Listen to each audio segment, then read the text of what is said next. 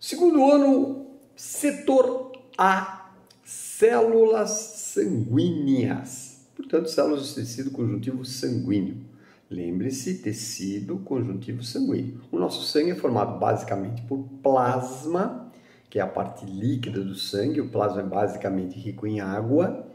E a outra parte do sangue são os elementos figurados ou células do sangue. Sim? Lembre que eu até citei num vídeo anterior, se você colocar um tubo, você tirar sangue, tá? Recolher sangue de um vaso seu, de uma veia, artéria, tanto faz, e colocar num tubo, passado algum tempo, parte do sangue coagula, não é? E parte do sangue, que é o plasma, fica uma substância líquida, meio amarelada. Não é? Essa substância líquida é o plasma e essa parte que coagulou são as células sanguíneas ou elementos figurados do sangue. Nós temos diversas células sanguíneas, mas nós vamos trabalhar 4. 4 são importantes, você deve conhecer, saber suas funções, perfeito? Citando aí as células sanguíneas para que você relembre. Glóbulos vermelhos ou hemácias ou eritrócitos. Glóbulos brancos ou leucócitos. Plaquetas ou trombócitos. Linfócitos. Estas 4 tem que saber. Eosinófilos, basófilos e mastócitos, a gente até cita, comenta, mas não são exigidas em um vestibular. Agora, as 4 que eu comentei com os senhores, glóbulos vermelhos, hemácias ou eritrócitos, glóbulos brancos ou leucócitos, linfócitos e trombócitos, essas 4 são muito importantes, você deve conhecê-las.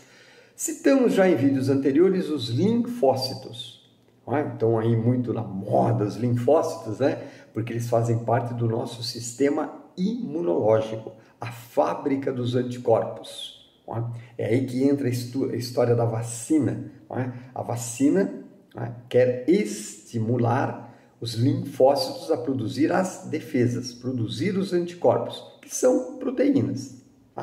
Muito bom, isso nós já conversamos. A célula mais numerosa do sangue, a célula que tem maior quantidade, para você ter aproximadamente uma ideia, nós temos de 4 a 5 litros de sangue no corpo. 1 mililitro, 1 ml, uma gota de sangue. Imagina uma gota de sangue.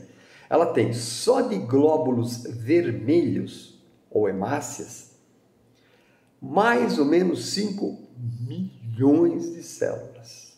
Só dessas, só de glóbulos vermelhos. Você imagina, uma gota de sangue tem só de glóbulo vermelho aproximadamente 5 milhões. Professor, por isso que o sangue é vermelho? Sim, o sangue é vermelho pela grande presença de glóbulos vermelhos. Ela é uma célula bicôncava.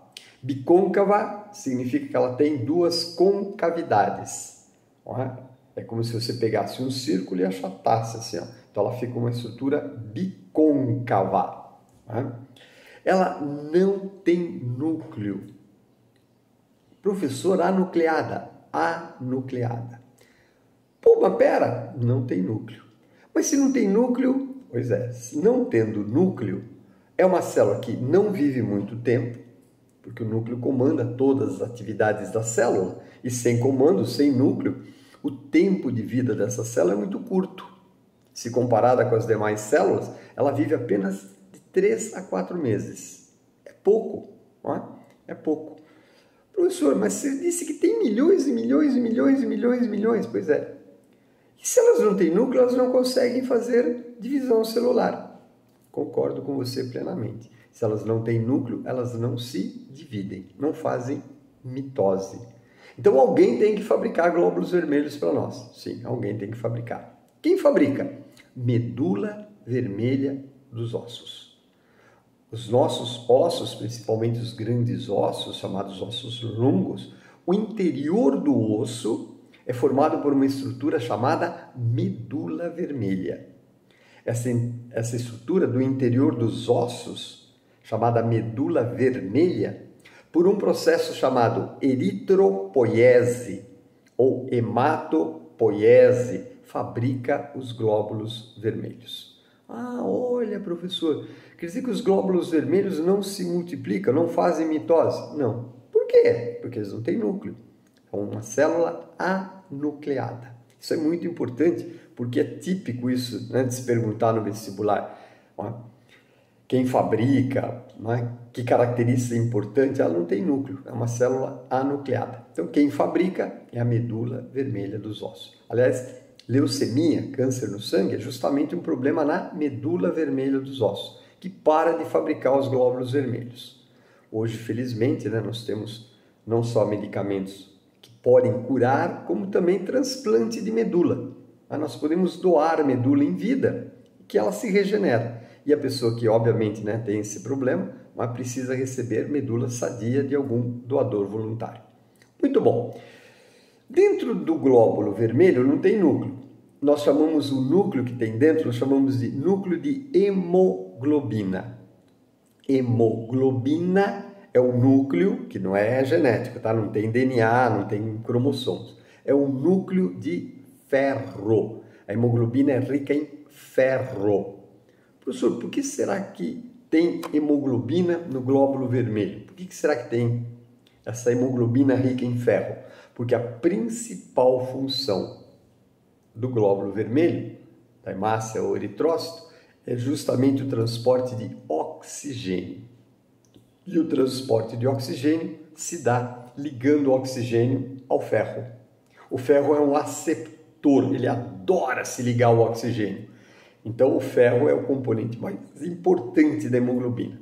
Professor, por isso que a minha mãe fala que eu tenho que comer alimentos ricos em ferro. Perfeito. Para você não ficar com anemia. Perfeito. Anemia ferropriva. Anemia por falta de ferro. Não é? O que leva você a ter problemas sérios, não é, no seu metabolismo. Não é? Lembrando que o transporte de oxigênio está ligado com a energia. Não é? Para fazer respiração celular, a mitocôndria precisa do oxigênio. E quem transporta o oxigênio? Justamente a hemoglobina.